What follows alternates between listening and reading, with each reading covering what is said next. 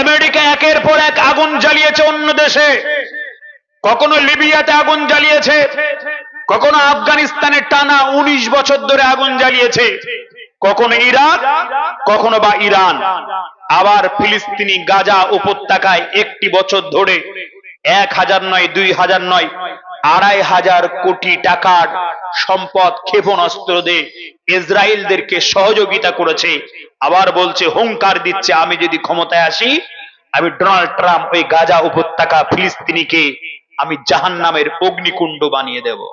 আমার আল্লাহ বললেন, জাহান্নামের অগ্নিকুণ্ড বানাতে হবে না, বেশি দেরি নয়, তাড়াতাড়ি আমি অগ্নিকুণ্ড বানিয়ে দেব।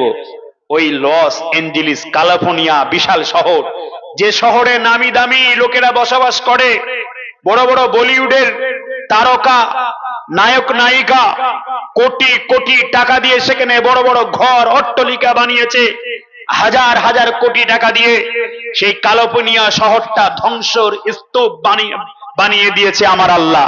কি গো, পারে না পারে না? আমার আল্লাহ পারে না পারে না? আমার আল্লাহ সব কিছু পারে। মুসলমানরা নির্বিকারে চোখের পানি ফেলেছে। গাজা উপত্যকার শিশুদের আর্তনাদ, এই বর্ষা শীতে কোথাও বা ছোট্ট ছোট্ট তাঁবু ফেলে মা বোনেরা রাত কাটিয়েছে, তাদের ইজ্জত নিয়ে ছিনিমিনি খেলেছে। এই ইসরায়েলকে যারা প্রত্যক্ষ পরোক্ষভাবে মদদ দিয়েছিল আমেরিকা, সেই আমেরিকাকে আল্লাহ বলছে, একটু দেরি কর, আমি এমন অগ্নিকুণ্ড তোর ওই ক্যালিফোর্নিয়াতে শুরু করব, ওই অগ্নিকুণ্ড হয়তো ওয়াশিংটন পর্যন্ত। আমেরিকার প্রেসিডেন্ট যারা হয় ওয়াশিংটনে থাকি, আমেরিকার দামি বাড়ি ওয়াশিংটন, সেই ওয়াশিংটন পর্যন্ত আমি পৌঁছে দিতে পারি। দেখছেন সমুদ্রের ধারে, সমুদ্র থেকে হাজার হাজার কিলোমিটার পানি নিয়ে ওপর থেকে হেলিকপ্টার, হেলিপ্যাড, তারা কি করছে, স্প্রে করছে, পৃথিবীর দামি দামি যন্ত্র দিয়ে আমেরিকার দাবানলটাকে থামানোর চেষ্টা করছে। আমার আল্লাহ বলছেন, তোদের হাতের কামায় আমি দুনিয়ায় তোদের দেখিয়ে দেব। নির্বিকারে মুসলমানদেরকে একটা বছর ধরে যেভাবে তোমরা গণহত্যার লীলা তৈরি করেছিলে, রক্তের লীলা খেলেছিলে, আমি আল্লাহ তোমাদেরকে মাত্র কয়েকটা সময়ের মধ্যে হাজার হাজার কোটি টাকা দিয়ে ইসরায়েলকে সহযোগিতা করেছো, ইহুদিদেরকে আমি মাত্র কয়েকদিনের জন্য, এখন বর্তমান লেটেস্ট খবর হলো 12,000 কোটি টাকা এ পর্যন্ত তাদের ক্ষতি হয়ে গিয়েছে। আমেরিকা বলছে, এত বড় সর্বনাশ পৃথিবীর যুগে আমেরিকাতে আর বড় আসেনি। আমার আল্লাহ বললেন, ওয়েট এন্ড সি, মুসলমানরা তোমাদের যদি কেউ না থাকে, আমি আল্লাহ তোমাদের সাথে আছি।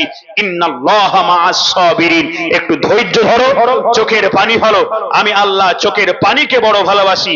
ফালইয়াদহাকু কলিলা ওয়ালিয়াবকু কাসীরা, আমেরিকা তুমি হেসেছিলে, ইহুদি হেসেছিলে, নাসারা হেসেছিল, ওয়ালিয়াবকু কাসীরা, আর গাজা উপত্যকার ফিলিস্তিনির মা বোনেরা তারা চোখের পানি ফেলে কেঁদেছিল। কিছু করার ছিল না, হাতে নেই ক্ষেপণাস্ত্র, খাওয়া নাই, দাওয়া নাই, তারা চোখের পানি ফেলে আল্লাহর কাছে দোয়া করেছিল। আমার আল্লাহ বললেন, তাদের দোয়া আমি কবুল করব। একটু জোরে বলুন সুবহানাল্লাহ। সেই বাইতুল মুকাদ্দাসে, যে বাইতুল মুকাদ্দাসে এক ওয়াক্ত নামাজ পড়লে 30,000 রাকাত নেকি আমলনামায় আপনার লিপিবদ্ধ করে দেওয়া হয়। সেই বাইতুল মুকাদ্দাসে আবার জামাতের সঙ্গে নামাজ হচ্ছে। জোরে বলুন সুবহানাল্লাহ। আর একটু জোরে বলা যাবে না সুবহানাল্লাহ? নারায়ে তাকবীর।